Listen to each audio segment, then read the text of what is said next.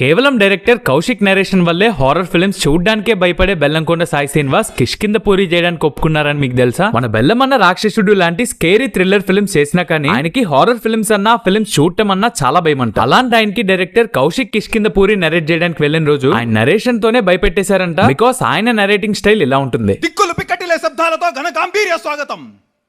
అచంచల ఆకాశం మేఘాల గొడుగు పట్టిన వేళ